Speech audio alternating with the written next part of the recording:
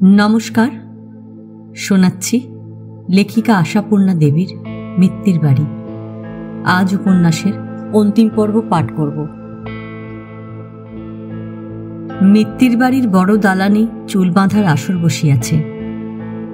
বড় সংসারের মধ্যাহ্নভোজনের পাটটাও যেমন দেরিতে চোখে, বৈকালিক ব্যাপারটা তেমনি প্রায় সন্ধ্যায় আসিয়া ঠেকি। ইন্দুপ্রভাই না হয় চা, জলখাবার, দুধ, বার্লির তারায় নিজের গরজে আবার ইতিমধ্যে রান্নাঘরে গিয়া ঢুকিয়াছেন।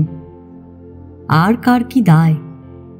অকাল দিবানিদ্রার আলস্যে কেউ বা বসিয়া বসিয়া হাই তুলিতেছে, কেউ কিছু তৎপরতায় জ্ঞানদার কাছে আগাইয়া বসিয়া আছে। চুল তিনিই বাঁধিয়া দেন। এখনকার ফ্যাশন অ্যাশান জানেন না বটে, তাই বলিয়া বৌঝিকে স্বাধীনতা দেওয়ারও প্রথা নাই এ বাড়িতে। ছোট মেয়েগুলিকে চুল বাড়ার অজুহাতে ঝুনো নারকেল ছুলিয়া দেওয়ার মতো এমন চাঁচাছোলা চুল বাঁধিয়া দেন, মাঝে মাঝে কপালে দু চারিটি ফোসকা পড়িতেও দেখা যায়।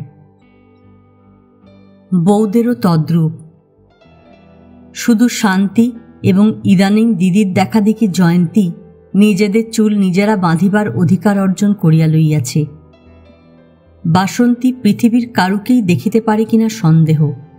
খুড়তুতো ভাইজিদের যে দেখিতে পারিবে, এটা কিছু আশা করিবার মতো নয়। আরশি লইয়া বসিতে দেখিয়াই তেলে বেগুনে জ্বলিয়া উঠিয়া বলে, তোরা আজকাল তো ভাবন বেড়েছে কেন লা শান্তি? চুলের কেতা করে করে আর আশ মেটে না দেখছি। কেন বিকেল হলেই রঙিন কাপড়খানি পরে ছাতে উঠে ঘুরঘুর করা, এসব তো ভালো নয়।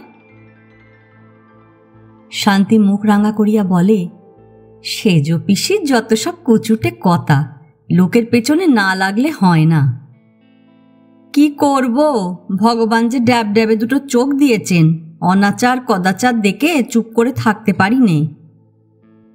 ভগবানকেও ধন্যবাদ যে সারা পৃথিবীর মাস্টারি করবার ভার বেছে বেছে তোমাকেই দিয়েছেন, বলিয়া আরো জোরে জোরে চুলের কেতা করিতে থাকে শান্তি।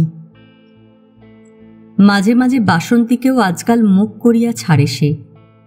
শ্রাদ্ধ আরো কতদূর গড়াইত কে জানি। কই গো, জ্ঞান দিদি কোথায়? বলিয়া প্রতিবেশিনী মদনের মা আসিয়া হাজির হন। জ্ঞানদা একগাল হাসিয়া আগাইয়া আসিয়া ব্রাহ্মণ কন্যার পদরজ মাথায় বুলাইতে বুলাইতে বলেন, তীর্থ করা হলো দিদির? বলিয়ার কোন মুখে, নারায়ণী জানেন। নাও এই মহাপেশারটুকু ধরো দিকি। সুচিতা বাঁচাইতে দেয়ালের কোল ঘেঁষিয়া হাতের রেকাবিটুকু নামাইয়া মদনের মা বলেন, পরশু এসেছি, কাল থেকে আসবো আসবো করে আর হয়ে উঠল না। আজ 1.5 মাস বাড়ি ছাড়া, বাড়ি যেন ভূতের বাসা। কেন, বামুন পিসির বউ তো খুব কাজের গো। বাসন্তী ফোড়ন কাটে। ওলো ওই শুনতেই কাজের, ওপর দেখতা কাজ। ভালো ভালো রাঁধলুম, বাড়লুম, খেলুম, বরের সঙ্গে বায়োস্কোপ থিয়েটার দেখতে গেলুম, হয়ে গেল সংসার করা। মরুগ্গে, বলতে গেলে ঢের কথা। তা সব ছিলি ভালো তো? তা তোমাদের আশীর্বাদে ভালোই দিদি। বলি, আমাদের মেজ বউয়ের সঙ্গে দেখা হলো? অমা, তা আবার হলো না? না দেখা করে ছাড়বো আমি? রথতলায় তো সে চকিতে দেখা, তারপর ধরলুম একদিন মন্দিরে। কত বললুম, মেজ বউ চলো আমার সঙ্গে, আর কেন নিজেকে প্রেরণ করা। চলো তোমাতে আমাতে ভুবনেশ্বর সাক্ষী গোপাল দর্শন করে কলকাতায় ফিরি। সে কিছুতেই নয়। হবে কেন? আসল রাস্তা চিনেছে কিনা? আমাদের মতন মায়ার পাঁকে ডুবে নেই তো। ওই যা, আসল কথাটাই বলি, সেজ বৌমা কোথায় গো? অলকা আসিয়া নমস্কার করিয়া দাঁড়ায়। এই নাও অক্ষয় বটের ফল, তোমার শাশুড়ি দিয়েছে, আঁচল পাতো। অলকা উত্তরও করে না, আঁচলও পাতে না, বিরস মুখে কাঠের মতো দাঁড়াইয়া থাকে। জ্ঞানদা ব্যস্ত হইয়া ওঠেন। লজ্জা কি সেজ বৌমা, আঁচল পাতো। ও জিনিস আঁচল পেতেই নিতে হয়। থিয়েটারের ড্রপ সিন উঠিবার সঙ্গে সঙ্গেই দর্শকবৃন্দ যেমন উৎসুক হইয়া ওঠে, দালান ভর্তির ছেলেমেয়েরা তেমনি কৌতূহলী হইয়া তাকায়। কিন্তু পরবর্তী ঘটনা যা ঘটে অভাবনীয়। জ্ঞানদার ব্যগ্রতা, মদনের মার সদিচ্ছা, আর সুদূরবর্তী হেমলতার স্নেহ নিদর্শনকে উপেক্ষা করিয়া আমার দরকার নেই বলিয়া অকুণ্ঠ পদক্ষেপে দালান পার হইয়া নিজের ঘরে ঢুকিয়া যায় অলকা। ছাদ ফুঁড়িয়া দালানের মাঝখানে অকস্মাৎ বজ্রপতন হইলেও কি এত স্তম্ভিত করিতে পারিত দর্শক মণ্ডলীকে? তবে আর কি হবে, জ্ঞান দিদি তুলে রাখো, সে আমাকে পৌঁছে দিতে অনুরোধ করেছিল বলিয়া নিঃশ্বাস ফেলিয়া উঠিয়া দাঁড়ান মদনের মা। ওই জন্যেই মাগি সংসার ছেড়েছে, বউরা একেবারে জাত কেউটে। বাবা! নিতান্ত যেন জাত কেউটের দংশনে আহত হইয়াই ছটফট করিয়া নামিয়া যান মদনের মা। 1 মিনিট আর দাঁড়ান না। বিষুভিয়াসের অগ্নি উদ্গীরিত হইয়া লাভা স্রোত প্রবাহিত হইতে থাকে। অলকা ঘরের বাহির হয় না, অত স্বাদের ফিট পর্যন্ত হয় না একবার। প্রতিজ্ঞা স্থির করিয়াছে সে, কেউটে নাম যদি কিনিতেই হয় ছবল মারার সুখ হইতে বঞ্চিত হইবে কেন? অলকার নাগাল না পাইয়া আপন মনে গজরাইতে থাকেন জ্ঞানদা। অরুণেন্দু আসা মাত্রই বউয়ের ঘরে ঢুকিবার আগে গ্রেপ্তার করা দরকার। বউ যে কত বড় জাহাবাদ জানিয়া যাক একবার। 24 ঘণ্টা তো আদরে গলিয়া পড়িতেছেন বউ। পরিবারকে যে মাঝে মাঝে দাব করিতে হয় পুরুষ মানুষের, সে জ্ঞান একটু থাকা দরকার বই কি। এই যে অমূল্য, হ্যাঁ, পুরুষ যদি বলিতে হয় তো ওকেই, তেমনি বউও ভালো হইয়াছে। আর অলকা পাড়ার লোকের কাছে পর্যন্ত মুখ হেঁট করিয়া ছাড়ে এমন বউ। সংসার ছাড়িয়াও হেমলতা তোর জন্য ভাবিয়া মরিতেছে কেন? তোর ভালোর জন্যই না? নিজের তো তার পৌত্রমুখ দেখার অভাব ঘটে নাই? বাঁজা মেয়ে মানুষ যে মানুষের বার, সে জ্ঞানটুকু নাই? এত তেজ! জ্ঞানদা ওত পাতিয়া বসিয়া থাকেন, আর কথা কয়টি শানাইতে থাকেন, কিন্তু সময় উত্তীর্ণ হইয়া যায়। অরুণেন্দু আসেই না। মনের মতো কিছুটি যদি হইবার জো আছে। নিতান্তই রাত হইতে দেখিয়া বাধ্য হইয়াই একবার পান্নিকে যাইতে হয়। তবে উমাশশীকে মোতায়েন রাখিয়া যান। নির্দেশ থাকে আসিবা মাত্রই রাত হওয়ার ছুতায় তাড়াতাড়ি জল খাওয়ার ব্যবস্থা করিয়া নিচের তলায় দুদণ্ড আটকাইয়া রাখার। জ্ঞানদা এই আসিলেন আর কি। কিন্তু ঠাকুর ঘরে ওঠার মিনিট কয়েক পরেই উমাশশী ভগ্ন দূতের মতো ম্লান মুখে গিয়ে খবর দেয়, সেজদা জল খেতে চাইলেন না পিসিমা, বললেন খিদে নেই। জ্ঞানদা করের জপ করে আটকাইয়া বিরক্ত স্বরে বলিয়া ওঠেন, খিদে নেই কেন, জিজ্ঞেস করলি না? কি জানি, বাবু যা গম্ভীর মুখে ঢুকলেন আমার ভয় করল। অরুণের আবার গম্ভীর মুখ কিসের? সদাহাস্যময় ছেলে। জানি না, হয়তো কোনো রুগী টুগি মরে গেছে। নিজের বুদ্ধির আন্দাজেই বিচার করে উমাশশী। ঢুকলো তো ঘরের কোটরে। একে তো মন মেজাজ ভালো নেই বলছিস, তার ওপর বউ 7খানা করে লাগাক ভাঙাক, বিষমুখী হয়তো বসে আছেন সেই থেকে। কার যে অপরাধ বলিয়া জ্ঞানদা তিক্ত মুখে ইষ্ট মন্ত্রের স্থগিত শঙ্কার ঘর হইতে পুনরায় শুরু করেন। অবশ্য বেঠিক কিছু বলেন নাই তিনি। বিষমুখী হইয়াই বসিয়া আছে অলকা সেই অবধি। অথচ অপরাধ কার হিসাব করো? বাঁজা বউকে মাদুলি, কবচ, অক্ষয় ফল কোন শাশুড়ি ননদ না দিতে চায়? মস্ত অপরাধ সেটা। অপরাধ যারই হোক, অরুণেন্দু ঘরে ঢুকিতেই অলকা যেন ফাটিয়া পড়ে। স্বামীর ভাবান্তর লক্ষ্যমাত্র করে না। ক্রুদ্ধ গর্জনে বলে, এলে কেন? থাকতে পারলে না সেখানে রাতটা? কানাঘুষো অনেক কিছু শুনিলেও স্বামীকে এমন মুখোমুখি আক্রমণ করিবার সাহস অলকার কোনোদিন হয় নাই। কি হলো তোমার বলিয়া শ্রান্তভাবে ধরাচূড়াগুলি খুলিতে থাকে অরুণেন্দু। অন্যদিন কাজটায় অলকার সাহায্য পায়, আজ আর আশা নাই। আমি বলতে চাই, কেন তুমি আমার সঙ্গেই ভণ্ডামি করবে? কেন অপদস্থ করে রেখে দেবে সকলের সামনে? কেন তোমাদের বাড়ির গিন্নিদের বারণ করবে না আমার ওপর সর্দারি ফলাতে? বলো, কেন আমার ওপর তোমাদের এই অত্যাচার? অরুণেন্দু খাটের এক পাশে বসিয়া পড়িয়া ম্লান হাসির সঙ্গে বলে, আজ আমার কেবল জবাবদিহির পালা বুঝি? আশ্চর্য তো। কিন্তু তোমার হঠাৎ কি হলো? কি হলো? বাঁজা মানুষ মানুষের বার, তাই তোমার মা জননী দুঃখে বিগলিত হয়ে আঁচল পেতে অক্ষয় বটের ফল ভিক্ষে করে পাঠিয়েছেন আমার জন্যে। মা পাঠিয়েছেন? কাকে দিয়ে? ওই তোমাদের ভক্তিভাজন বামন পিসিকে দিয়ে। গিয়েছিলেন যে রথ দেখতে, আমার ওপর হুকুম হলো আঁচল পেতে নিতে, নিইনি। তাই মাথা মুড়িয়ে ঘোল ঢেলে গায়ের বার করে দেবার আদেশ হয়েছে। এখন পারো তো দাও। ওসব লোককে চটিয়ে লাভ কি? নিলেই পারতে, ওর আর কি। কেন নেব? উদ্ধত উত্তর করে অলকা। কি হয়েছে? তুমি কি সত্যি বিশ্বাস করো ওসব? ক্লান্তভাবে একটা বালিশ টানিয়া শুইয়া পড়ে অরুণেন্দু। কিন্তু অলকা আজ যুদ্ধে নামিয়াছে। রুক্ষস্বরে উত্তর করে, বিশ্বাস করি না করি আলাদা কথা, কিন্তু কেন নেব? কেন 5 জনের কাছে খেলো হব? তাহলে না নিয়ে ভালোই করেছ। চোখ বুজিয়া কথা ছেদ টানিতে চায় অরুণেন্দু। তাই বলিয়া অলকা ছেদ টানিবে কেন? তুমি তো বললে ভালো করেছ, আর সকলে যা মুখে আসে বলবে কেন? অরুণেন্দু বোধ করি আর সকলের কাজের কৈফিয়ত খুঁজিয়া পায় না, তাই চুপ করিয়া থাকে। মিনিটখানেক উত্তরের আশায় থাকিয়া অলকা আর একবার তীব্র শ্লেষের ভঙ্গিতে বলে, খুব তো সাধু পুরুষ, বলি সাধুতার মুখোশ বজায় রাখতে পারলে কই? বেশ, এই যদি তোমার ইচ্ছে ছিল দূর করে দিয়ে আবার বিয়ে করলেই পারতে, তাতে অন্তত লোক হাসত না। এত কথার পরও অরুণেন্দু নীরব। তবে আর অলকার আশা কোথায়? সন্দেহের অবকাশ কোথায়? লোকমুখে যাই শুনুক। সত্যই অলকার বিশ্বাস ছিল না অরুণেন্দু এ অপবাদ সহ্য করিবে। হয়তো হাসিয়া অস্থির হইবে, বন্যার জলে খড়কুটার মতো সমস্ত সন্দেহ ভাসাইয়া দিবে। কান্নার আবেগে সর্বাঙ্গ কাঁপিতে থাকে তার। কি তোমার মতলব? হঠাৎ উঠিয়া বসে অরুণেন্দু। অলকার একটা হাত মুঠার মধ্যে চাপিয়া ঈষৎ ব্যাকুল স্বরে বলে, আরও একজন ওই প্রশ্নই করলে অলকা, উত্তর দিতে পারিনি। তুমি বলো তো, সত্যি কোনো মতলব ছিল আমার?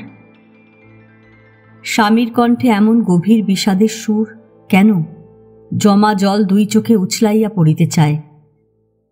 চোখের জল ফেলিয়া অপদস্থ হইবার ভয়ে অলকা মুখ তোলে না। ধরা গলায় বলে, জানি না, বিশ্বাস হয় না কেন এমন করলে। সেই প্রশ্নই নিজেকে করেছি অলকা। 5 ঘন্টা রাস্তায় ঘুরে শুধু ভেবেছি। দেখলাম পরের মনের সন্ধান করতে গিয়ে নিজের মনের হিসেব নিইনি। কিন্তু তোমার বড় কষ্ট অলকা, না? হঠাৎ সমস্ত মান মর্যাদা ভাসাইয়া দিয়া স্বামীর কোলে ভাঙিয়া পড়ে অলকা। না না, কোনো কষ্ট নেই, কিছু কষ্ট নেই, শুধু 5 জনের কাছে মুখ হেঁট করো না আমার। অলকার চুলের উপর হাত রাখিয়া স্তব্ধ হইয়া বসিয়া থাকে অরুণেন্দু। নিজের মনের হিসাব সত্যই নেওয়া হয় নাই। প্রদীপের নিচের মতো ছায়াচ্ছন্ন হইয়াছিল এতদিন। হিসাব মিলিয়াছে, অনেক ভাবিয়া, অনেক গোপন কুঠুরি খুলিয়া। এই পরিবেশ তার অসহ্য। এই সংকীর্ণ কুৎসিত ভব্যতা লেশহীন পরিবেশ তার ভিতরের সহজাত সৌন্দর্যবোধকে পীড়িত করে, ক্ষুব্ধ করে। তাই মৃত্যুর বাড়ির প্রাণধারা অব্যাহত রাখিবার দায়িত্ব তার কাছে ভয়াবহ। ঝুড়ি নামাইয়া শিকড় গাড়িবার কল্পনা অতি কষ্টকর। অমূল্যর বাঁচিয়া থাকার দৃষ্টান্ত তার কাছে মৃত্যুর নামান্তর। নিজের চারিদিকে তৈরি করা খুশির ঘূর্ণিঝড় তুলিয়া শুধু সহনীয় করিয়া রাখে পারিপার্শ্বিকতাকে। অনিরুদ্ধর মতো অসুস্থ হইয়া পড়িবার ভয়, অথচ গণ্ডি ভাঙিয়া মুক্ত হইবার, নূতন করিয়া নিজেকে প্রতিষ্ঠিত করিবার শক্তি সাহসও নাই। কিন্তু লোভ তো আছে, অপরিসীম লোভ। নিজের হাতে গড়িয়া তোলার লোভ, আত্মকেন্দ্রিক স্বভাবের খোরাক যোগাইবার লোভ, শান্ত ছন্দ কবিতার মতো বাহুল্য বর্জিত একটি সংসারের ওপর অবাধ কর্তৃত্বের লোভ। তাই এতদিন এই সর্পিল পথের গোলক ধাঁধায় ঘুরিয়া মরিতেছে অরুণেন্দু। এখন আর বুঝিতে ভুল নাই। মীনাকেও ঠকাই নাই অরুণেন্দু, অলকাকেও না, ঠকাইয়া আসিয়াছে আপনাকে। মীনাকে কেবলমাত্র পরীক্ষার শেষে অধীত প্রশ্নপত্রের মতো ঠেলিয়া রাখিবার উপায় আর নাই। অরুণেন্দুর মনের ভিতর সুতীক্ষ্ণ একটি জিজ্ঞাসা চিহ্নের মতো অবিরাম জাগিয়া থাকিবে মীনা। অরুণেন্দু আর আসে না। 2খানা ঘর আর 1 ফালি বারান্দাওয়ালা সেই ছোট্ট সংসারটুকু যেন স্তব্ধ হইয়া গেছে। মীনা তো নীরব বটেই, নীলুও নিষ্প্রভ। মীনার মতো সেও অবসর পাইলেই কিসের প্রত্যাশায় কে জানে তিনতলা উঁচু বারান্দা হইতে জনাকীর্ণ পথে দৃষ্টি মেলিয়া দাঁড়াইয়া থাকে। অবসর প্রচুর, কাজ কোথায়? 2-4 দিন বাদ একদিন কিছু বাজার দোকান করিয়া আনে। মিনা কোনোদিন রাঁধে, কোনোদিন রাঁধে না। নিজের অক্ষুধার অজুহাতে নীলুকে বাজারের খাবার আনিয়া খাইতে পয়সা দেয়। নীলুর খেয়াল জাগিলে একদিন ঘর দৌড় বাসন বিছানা লইয়া লাগে, মাজে ঘষে সাফ করে চকচক ঝকঝক করিয়া তোলে। মন না হইলে 2 দিন ঘরে হাত দেয় না। তাকাইয়া দেখিবার উৎসাহ পর্যন্ত নাই মিনার। কিন্তু মিনাকে বাঁধিয়া রাখিয়াছে কিসে? নিজের পুরনো জীবনযাত্রায় ফিরিয়া যাইবার চেষ্টা করিলেই তো হয়। মুক্তি চাহিয়াছিল, মুক্তি পাইয়াছে, এ তো আনন্দের কথা। পুরনো স্কুলের কর্তৃপক্ষ তাহাকে মারিয়া তাড়াইবে এতটা আশঙ্কা করিবারই বা হেতু কি? অন্তত একটা সার্টিফিকেট জোগাড় করিয়া লওয়া আকাশকুসুম নয়। কলিকাতার বাহিরে মফস্বলের কোনো ছোটখাটো শহরেও যে কিছু না জুটিতে পারে এমন কথা নয়। তবের উত্তর খুঁজিতে খুঁজিতে দিনের পর রাত্রে কাটিয়া যায়, আবার দিন আসে। রান্নাঘরের জলচৌকিটা মিনার বেতের মোড়ার পাশে স্থাপনা করিয়া নীলু গুছাইয়া বসিল। গম্ভীরভাবে প্রশ্ন করিল, মা, বাবুর ঠিকানা জোগাড় করতে পারলে? নীলু যে এবার এই প্রশ্নই করিবে সে কথা মিনার জানা, কারণ এ প্রশ্ন নীলুর নিত্যকার। অরুণেন্দু যাওয়ার দিন 2 পর হইতেই নীলু মিনাকে ব্যস্ত করিয়া তুলিয়াছিল ঠিকানা ঠিকানা করিয়া। হেই মা, তুমি একটু চিরকুটের ঠিকানাটুকুন লিখে আমার হাতে দাও, আমি পথের লোককে শুধিয়ে শুধিয়ে ঠিক পৌঁছে যাব। খবর নিয়ে আসি বাবু কেন অমন ধাঁ করে চলে গেল আর এলো না। মিনা ঠিকানা জানে না শুনিয়া পদমর্যাদা ভুলিয়া নীলু মিনাকে যা মুখে আসে গালি দিয়াছে, এবং মিনাই যে কোঁদল করিয়া মানুষটাকে তাড়াইয়াছে সে বিষয়ে নিঃসন্দেহ মত প্রকাশ করিয়া জোর হুকুম জারি করিয়াছে। যেমন করিয়া হোক ঠিকানা তাহাকে সংগ্রহ করিয়া দিতে হইবে। নিত্যদিন যে অত বড় খপরের কাগজখানা পড়িয়া শেষ করে মিনা, সে কি বেগার খাটিতে? খপরের কাগজে আবার কোন খপরটা না থাকে শুনি? বলে সেবারে নীলুদের গায়ে বাগদিদের ঘরে একটা 3 পেয়ে ছেলে জন্মাইয়াছিল, তাই ছাপার কাগজে উঠিয়া গেল। আর কলকাতা শহরে অত বড় একটা ডাক্তারের কোনো কথা কোনোদিনও থাকিবে না? এমন অসম্ভব কথা বিশ্বাস করিবে এত বড় বোকা নীলু নয়। হইলই না চাষার ঘরের ছেলে, ধানের ভাত খাইয়াই তো বড় হইয়াছে, ঘাসের বীজ খাইয়া নয়। মিনাকে উত্তর বিমুখ দেখিয়া নীলু প্রবলভাবে ঠেলা দেয়। মা, বলি শুনছ, পেলে কিছু? মিনা বাধ্য হইয়া হাসিয়া ফেলে। আচ্ছা নীলু, তুই কি পাগল? খবরের কাগজে দেশ শুদ্ধ লোকের ঠিকানা থাকবে? কত লোক আছে কলকাতায় তা জানিস? জানব না কেন? অবজ্ঞায় ঠোঁট উল্টায় নীলু। এই তো বললে সেদিনকে 40,000 না 40 লক্ষ কত যেন। মরুগে, ওসব লক্ষ মক্ষ বুঝি নে, কিন্তু সকল লোকের খবর থাকবে খবরের কাগজে তা তো বলছি নে। মানুষের মতন মানুষের কই দেখিনে তোরে। মিছে কথা, তুমি দেবে না তাই বলো, কিন্তু মেয়ে মানুষের এতই বা খোট কেন মা? ঝগড়ার জ্বালায় মায়া মমতা শুদ্ধ বিসর্জন দিয়ে বসে আছো?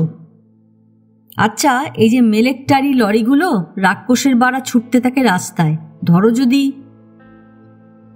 অপয়া হইয়া পড়িবার ভয় কথাটা শেষ করে না নীলু, বিমর্ষ মুখে চুপ করিয়া যায়। 2 জনেই চুপচাপ বসিয়া। রাস্তাঘাট অস্বাভাবিক নির্জন, দোকানপাট সব বন্ধ। কিসের যেন অজানা আতঙ্কে প্রকাণ্ড প্রকাণ্ড ইমারতগুলো থমথম করিতেছে। আশপাশের প্রতিবেশীরা নাকি বলিয়াছে গোলমাল হইবে। নীলু সকালেই বলিয়াছে। মিনা গ্রাহ্য করে নাই। কিসের গোলমাল? কত অজস্র গোলমাল আছে কলিকাতার মতো শহরে, আর কতই হইতে পারে। হয়তো নিতান্ত উদাসীন মন বলিয়াই কথাটার অর্থ মাথায় ঢোকে নাই। হঠাৎ মিনার ফ্ল্যাটের দরজায় দ্রুত অধৈর্য শব্দ হয়, ঠক ঠক ঠক ঠক। ওই বাবু এলো বলিয়া নীলু লাফাইয়া ওঠে, কিন্তু কণ্ঠস্বর অপরিচিত ইংরেজি। পাশের ফ্ল্যাটের মারাঠি ভদ্রলোক ভীত কম্পিত স্বরে বলিতেছেন, শুনছেন ম্যাডাম, দয়া করে বারান্দায় থাকবেন না, ঘরের ভিতর যান, খিল লাগিয়ে দিন, ভয়ঙ্কর কিছু একটা ঘটতে পারে। প্রশ্ন করিবার আর অবসর হয় না। কি ঘটিতে পারে, অকস্মাৎ কি ঘটা সম্ভব, সমস্ত ইন্দ্রিয় ঝাঁকুনি খাইয়া লাফাইয়া ওঠে, বুদ্ধি চৈতন্য অসাড় হইয়া আসে। ও কিসের গর্জন? রাজপথের বুকে ও কি? আকাশের বুক চিরিয়া 100 বাজ একত্রে ভাঙিয়া পড়িল নাকি? না, আকাশের বাজ নয়, পাতাল ফুঁড়িয়া উঠিয়াছে সহস্র উন্মত্ত দানব, যুগ যুগান্তের ক্ষুধিত উন্মাদ। সহস্রফনা নাগিনী সহস্র ফনায় ছোবল হানিয়া বেড়াইতেছে, রুক্ষ মাটি বিদীর্ণ হইয়া যায়। বন্দিনী নাগিনীর বিষ নিঃশ্বাস ছড়াইয়া পড়ে বিদারুণ রেখায় রেখায়। ক্ষুধার্ত দানবেরা জন্ম লইয়াছে সেই বিষ নিঃশ্বাসের কালধূমি। নিদ্রোত্থিত কুম্ভকর্ণের মতো আহাত চাই তাহাদের। কেবলমাত্র রক্তমাংসের উপাচারে ক্ষুধা মিঠিবে না, আরও অনেক অনেক চাই। লোভাতুর রসনায় গ্রাস করিলেই ক্ষান্ত থাকিবে না। তীক্ষ্ণ দাঁত বসাইয়া ছিন্ন ভিন্ন করিয়া ছাড়িবে সভ্যতা, সৌন্দর্য, শিক্ষা, সংযম, সমাজ আর সংসার, বংশ, সম্মান আর সংস্কৃতির ধারা। জীবনের মূল ভিত্তি ধরিয়া নাড়া দিয়া দেখিবে পৃথিবীকে আবার আদিম যুগে ফিরাইয়া নেওয়া যায় কিনা। মানুষের অন্তরে কোনোদিন প্রেম ছিল, বিশ্বাস ছিল? মানুষের অভিধান হইতে মুছিয়া যাইবে নাকি শব্দগুলা? মানুষ বলিয়াই কি আলাদা আলাদা কোনো সংজ্ঞা থাকিবে? মানুষ নয়, দল। মানুষের চেহারাওয়ালা অদ্ভুত প্রাণীর দল ঝরা পাতার মতো স্তূপীকৃত হইয়া উঠিবে এখানে ওখানে। হয়তো ধুলায় ধুলায় নিশ্চিহ্ন হইতে থাকিবে, হয়তো বন্যা স্রোতের কুটার মতো ভাসিয়া যাইবে। সুদূর ভবিষ্যতের কৌতূহলী ইতিহাস পাঠক অন্ধকারাচ্ছন্ন এই বর্বর যুগের পানে চাহিয়া হয়তো 2 মুহূর্ত অবিশ্বাস্য বিস্ময়ে স্তব্ধ হইয়া যাইবে। সভয় আতঙ্কে কল্পনা করিতে চেষ্টা করিবে এই ধ্বংস দানবের প্রেত ছবি। কিন্তু কখনো কোনোদিন কি কল্পনা করিয়া উঠিতে পারিবে এ যুগেও আসন্ন শ্রাবণ সন্ধ্যার মেঘ ভারাক্রান্ত আকাশের পানে চাহিয়া কাহারও প্রত্যাশায় হতাশ কোনো মেয়ে একটি ক্ষুব্ধ নিঃশ্বাস ফেলিয়াছিল? ঝুলনোৎসব মিটিতেই হেমলতা যাইবার জন্য প্রস্তুত হইয়াছেন। শুধু যাইবার আগে দিন 2 কাটিল সাধুভোজন ও পাণ্ডা ভোজনে। অশক্ত দেহ লইয়া সমুদ্র স্নান, মন্দির প্রদক্ষিণ, সর্বতীর্থ দর্শন প্রভৃতি শ্রমসাধ্য ব্যাপারের কিছুই যখন সম্ভব নয়, তখন অর্থসাধ্য ব্যাপারেই যেটুকু পুণ্য সম্ভব হয়। ছোট গুরুভাই সুদাম ছেলেটি ভালো। আস্তে আস্তে হাত ধরিয়া গাড়িতে তুলিয়া দেয় হেমলতাকে। মোট ঘাট সমস্ত সামলাইয়া লয়। বারবার প্রশ্ন করে বেদনার জায়গায় লাগিয়া গেল কিনা। বাবা মহারাজ আসিয়া পথে দাঁড়ান, সুবিধা অসুবিধার তত্ত্বাবধান করেন। কলিকাতায় পৌঁছিয়াই নিরাপত্তা সংবাদ দিবার জন্য বারবার অনুরোধ জানান। সুরবালা চোখ মোছেন, মানদা এক পশলা বর্ষাইয়াই দেয়। বড় মেজ সেজ প্রভৃতি গুরুভাইদের দল সকলেই আসিয়া দেখা করেন। হেমলতার স্বাস্থ্য এবং পথকষ্টের তুলনা করিয়া উদ্বেগ প্রকাশে কুণ্ঠিত হন না। মোট কথা, ঠিক যাত্রার প্রাক্কালে মনে হয় হেমলতার বিদায় সকলেই দুঃখিত। হেমলতার বুঝিবা অনেকটা দাম ছিল এখানে। শুধু হেমলতাই শুকনো চোখে কাঠ হইয়া বসিয়া থাকেন। সমুদ্র তীর অদৃশ্য হইয়া যায়। দরিদ্র পল্লী, নোংরা বস্তি আর ভাঙাচোরা শহরের অসমাপ্ত নমুনার মধ্যে দিয়া গাড়ি স্টেশনের উদ্দেশ্যে ছুটিতে থাকে। ভিখারিনী ছিন্ন বেশের ওপর হীরার মুকুট চাপাইয়া দিলে যেমন দেখিতে লাগে, সমুদ্রখচিত পুরী শহরের সঙ্গে যেন কিছুটা মিল আছে তার। কিন্তু রেলে উঠিয়া কয়েকটা স্টেশন পার হইতেই গাড়ি মুখরিত হইয়া উঠিতেছে নানা অসম্ভব গুজবে। রূপকথায় শোনা রাক্ষসপুরীর গল্পের মতো সব গল্প। হাওড়া স্টেশনটা নাকি ছাতো হইয়া উড়িয়া গিয়াছে। গঙ্গায় ডুবুরি নামাইলেও এক গোড়া মিলিবে কিনা সন্দেহ। কলিকাতা নামক দেশটা যে জায়গায় ছিল সেখানে নাকি এখন গভীর অরণ্য, দিনের বেলায় বাঘ চড়ে, এমনি আরও অনেক কিছু। পুরী স্টেশনে নামিয়া শহরে ঢুকিবার পথে যেমন সমুদ্র গর্জন স্পষ্ট হইতে হইতে ক্রমশ উদ্দাম হইয়া ওঠে, তেমনি উদ্দাম হইতে থাকে এই অবিশ্বাস্য রূপকথা। স্টেশনে স্টেশনে যেন গুদাম সাবারি সেল শুরু হইয়া যায়। পাশের গাড়ি হইতে নামিয়া আসিয়া সুদাম ম্লান মুখে বলে, প্রত্যেক স্টেশনেই হু হু করে লোক নেমে যাচ্ছে দিদি, কি করি বলুন তো? আর তো ভরসা করে এগোনো যায় না, গাড়িও কেটে দেবে শুনছি। হেমলতাও অনেক শুনিতেছেন। অনেককে নামিতে দেখিতেছেন, সমস্তই কেমন অবান্তর ঠেকিতেছে। যতবারই একটি বিশেষ গলির পার্শ্ববর্তী বিশেষ একখানা বাড়ির বিধ্বস্ত মূর্তি কল্পনা করিতে চেষ্টা করিতেছেন, ততবারই বাড়িখানা তার নিজস্ব অক্ষত চেহারা লইয়া চোখের সামনে ফুটিয়া উঠিতেছে।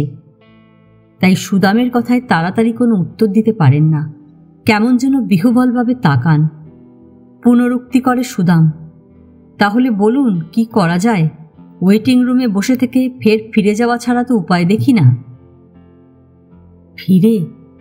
হেমলতা 2 হাত কপালে ঠেকাইয়া এবার সহজভাবে উত্তর করেন, না ভাই, জগন্নাথকে প্রণাম করে বেরিয়ে যখন এসেছি।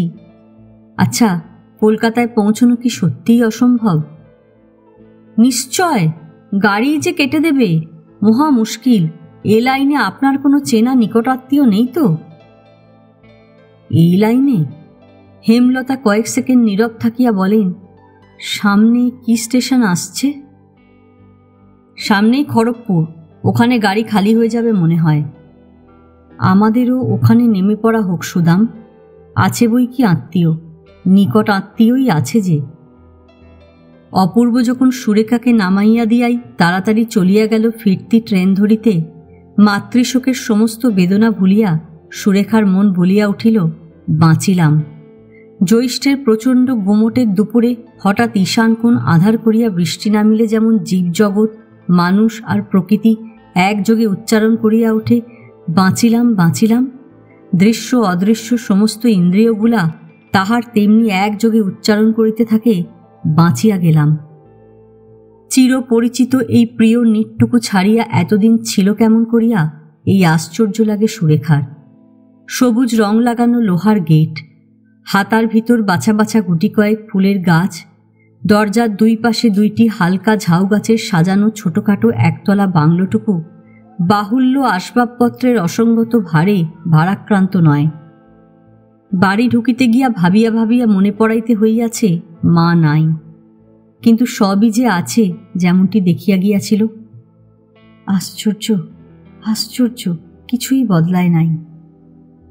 মা নাই, আর জানলা দরজার পর্দাগুলা অবিকাল দাঁড়াইয়া আছে। দেয়ালের গায়ে টাঙানো মায়ের হাতের রেশম পশমে আঁকিয়া তোলা ছবিগুলা তেমনি টাঙানো। মায়ের শোবার ঘরে বাবার খাটের রুজু রুজু ওদিকে দেয়াল ঘেঁষিয়া পাতা মায়ের নিচু খাটখানি তেমনি ধপধপে বিছানা পাতা, খাটের নিচে কালো ভেলভেটের চটিজোড়া। আশ্চর্য, আরশির সামনে সিঁদুর কৌটা হইতে শুরু করিয়া প্রত্যেকটি জিনিস নিখুঁতভাবে সাজানো। মিথ্যা করিয়া ভুল খবর দিল নাকি কেউ সুরেখাকে? এ কি সম্ভব যে স্নানের ঘরের দেয়াল আনলায় সুজাতার চওড়া পরের কোঁচানো শাড়িখানি পর্যন্ত ঠিক থাকিবে, আর সুজাতা থাকিবে না? স্নানের ঘরে নয়, শোবার ঘরে নয়, পথে ঘাটে দেশে বিদেশে পৃথিবীর কোনোখানেই আর সুজাতার চিহ্ন মিলিবে না। এ কি সত্যকার মৃত্যু? মৃত্যুর অভিজ্ঞতা জীবনে আরও একবার আসিয়াছে, কিন্তু সে কেমন, কি নিষ্ঠুর, কি ভয়ঙ্কর, কি অদ্ভুত শূন্যতা। গেল ফাল্গুনের নীলিমার একটা বছর তিনেকের ছেলে মারা গেল। মৃত্যুর পিছন পিছন কিভাবে মিলাইয়া গেল সমস্ত স্মৃতি। মৃত্যু মনে করিলেই সুরেখার সে সদ্য ধোয়া হাহা করা ঘরটা মনে পড়িয়া যায়। সে ঘরে আবার কত কি ঢুকিয়াছে, জীবনযাত্রার অজস্র সরঞ্জাম।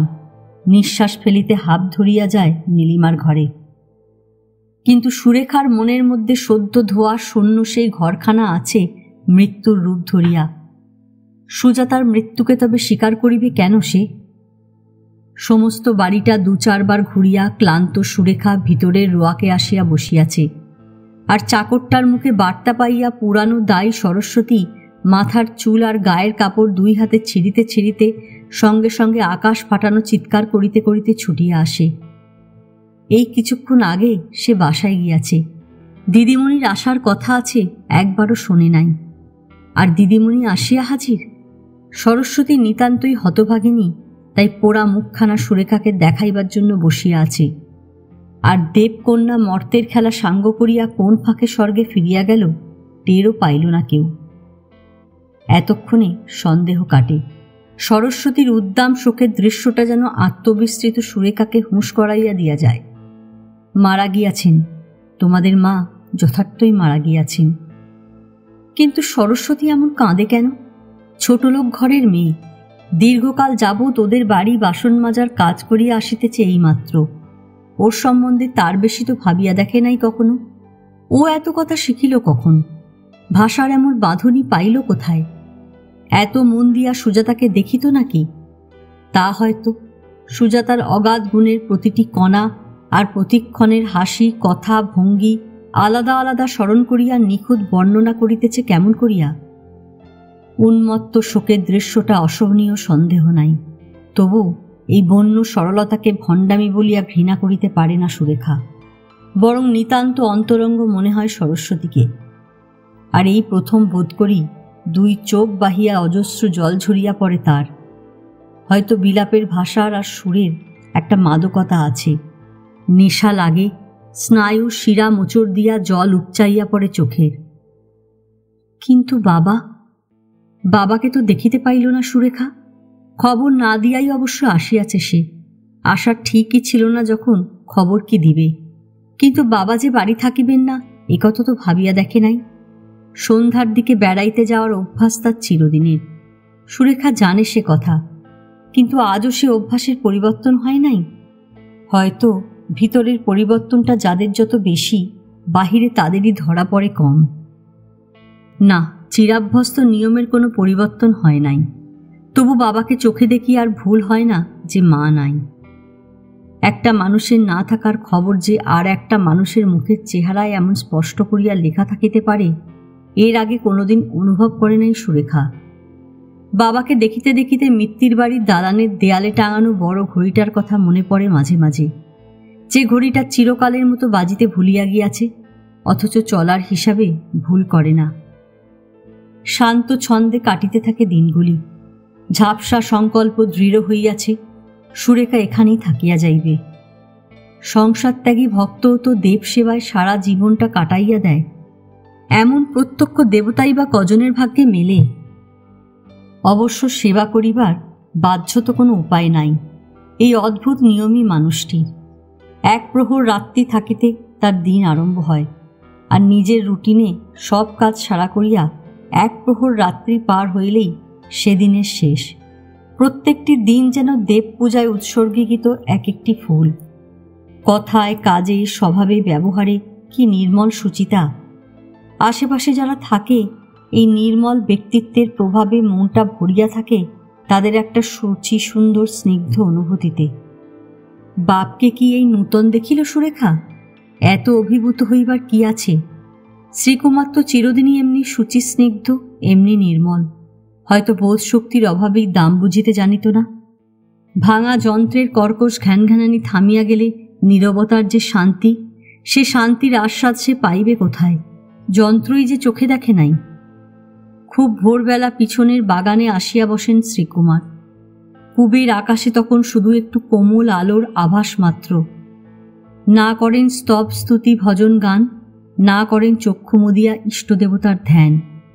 দুই চোখ মেলিয়া নির্নিমেষে তাকাইয়া থাকেন শুধু সেই উজ্জ্বল সম্ভাবনাময় ধূসর জবনিকার পানে, যেখানে অল্পে অল্পে দেখা দেয় জ্যোতির চেতনা, ফুটিয়া ওঠে পৃথিবীর হৃদপদ্ম।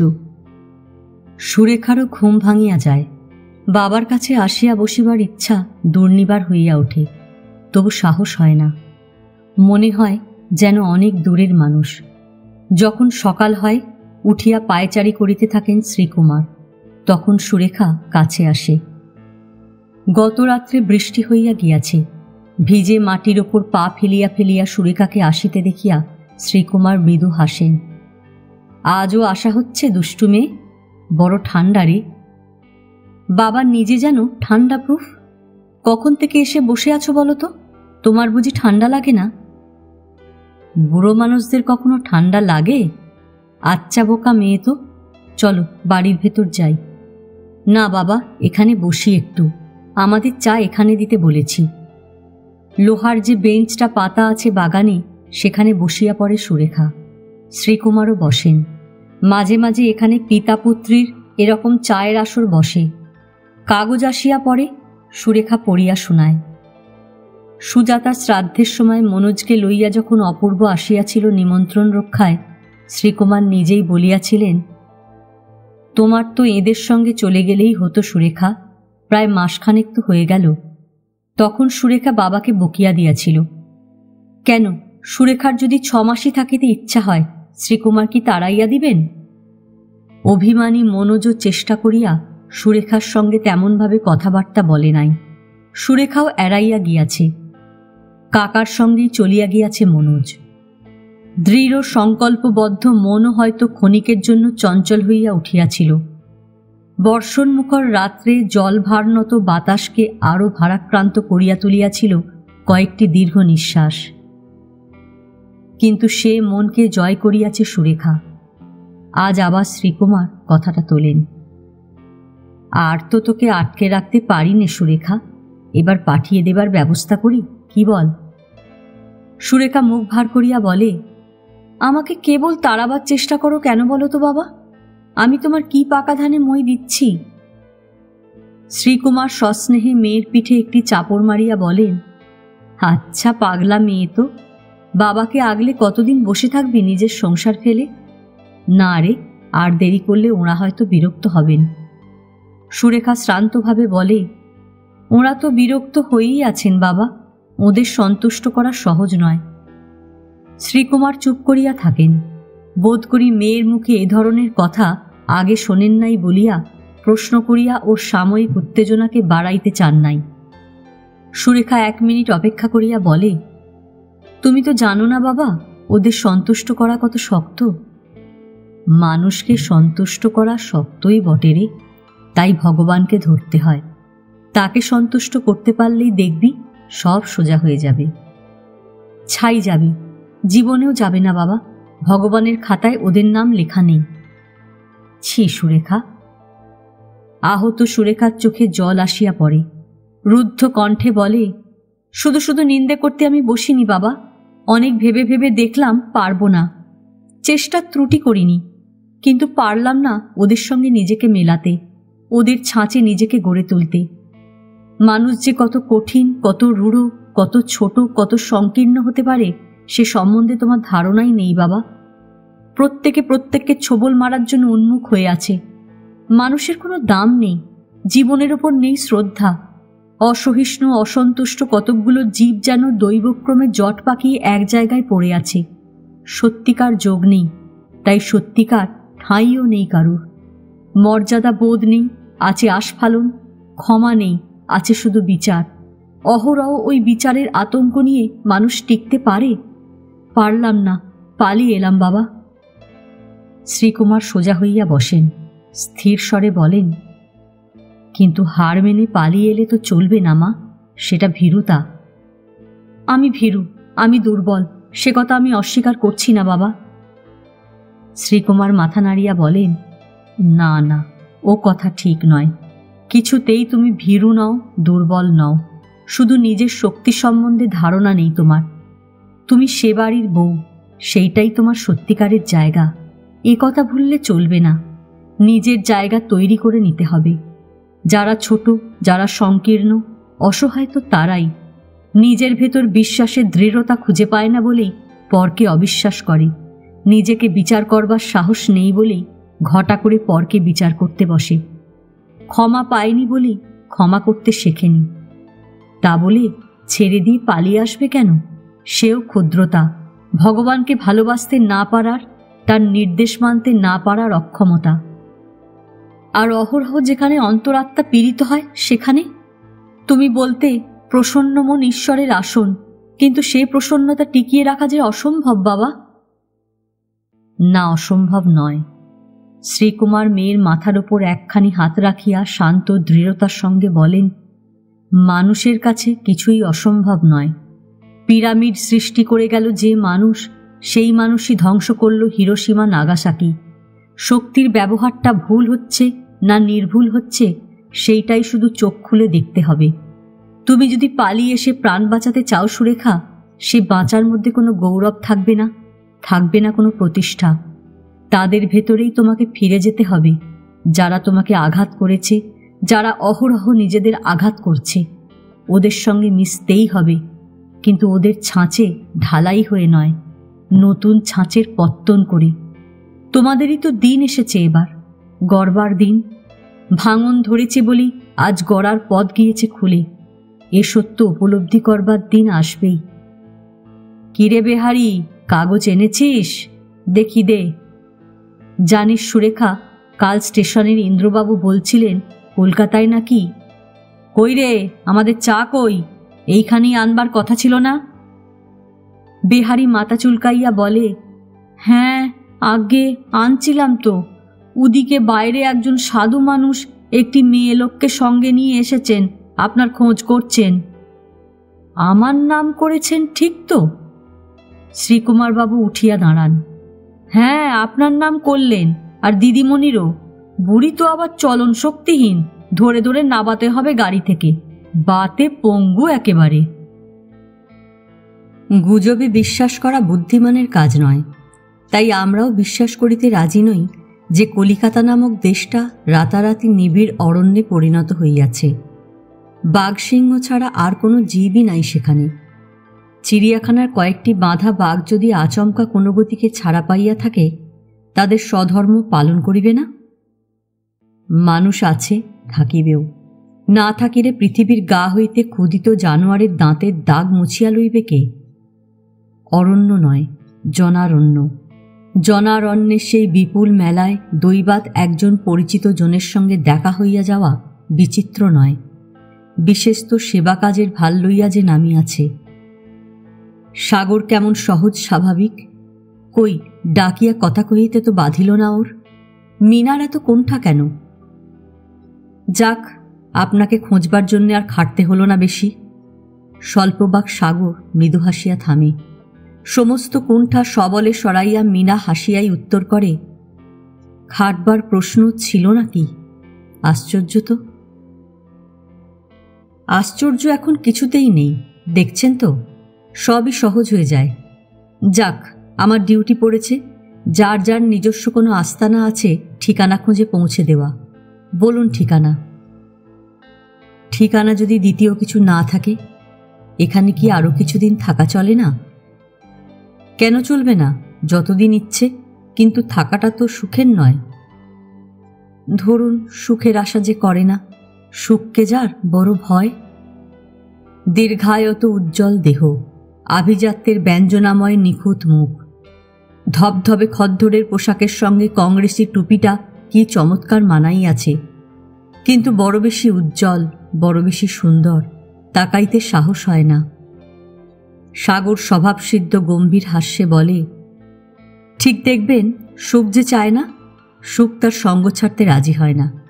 চলুন, ঠিকানা একটা আমি বাতলে দিই গে আপনাকে। আপনি কোথায় পাবেন? কিছু না পাই নিজেরটাই দিয়ে দিতে হবে আর কি।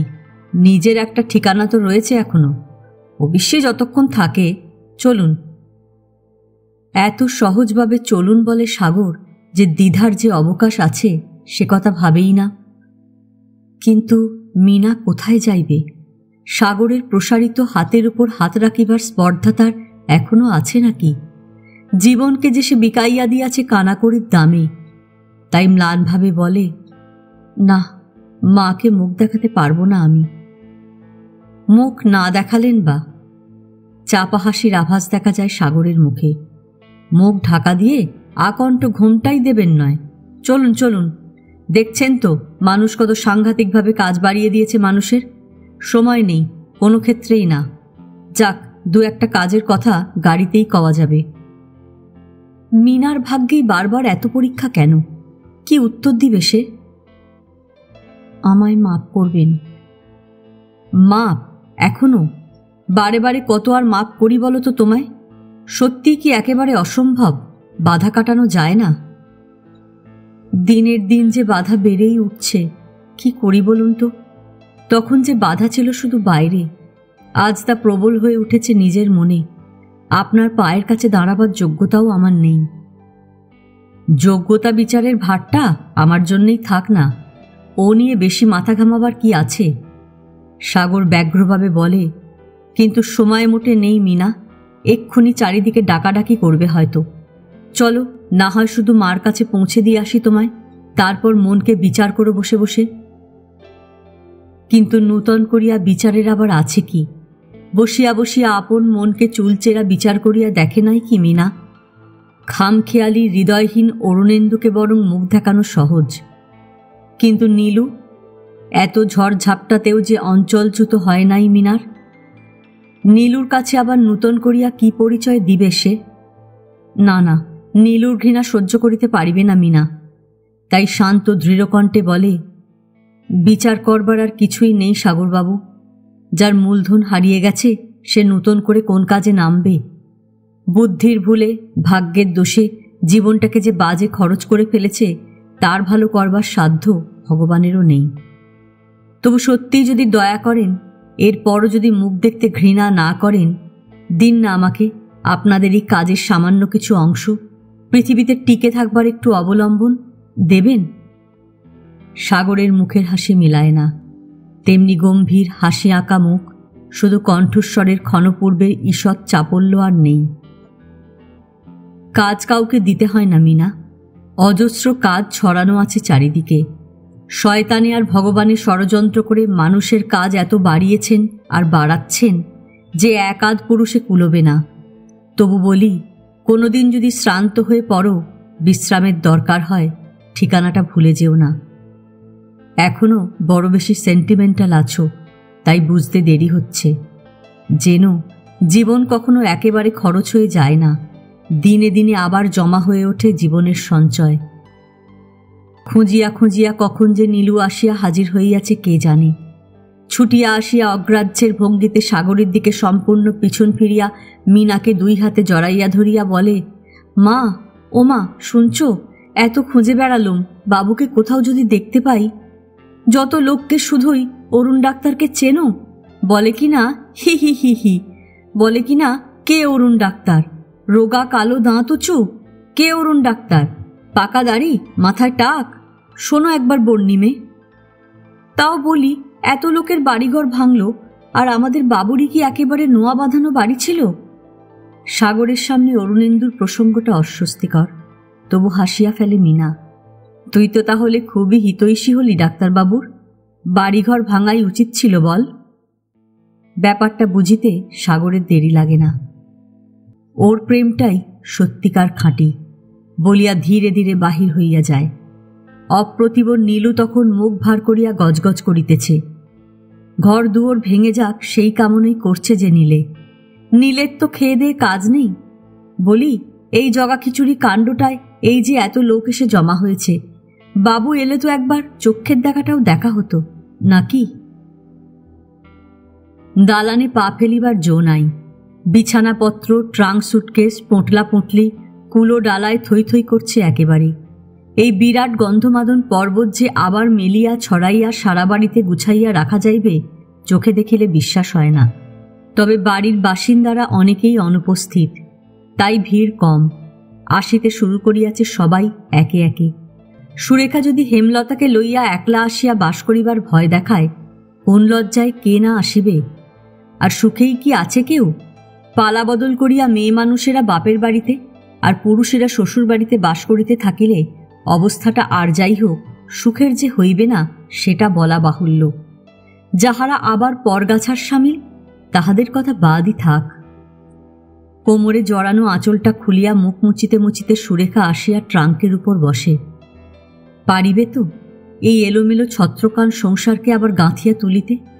শুধুই ট্রাঙ্ক, সুটকেস, ঝুড়ি চুপড়ি তো নয়, এমনি এলোমেলো ছত্রখান হইয়া গিয়াছে মানুষগুলাও।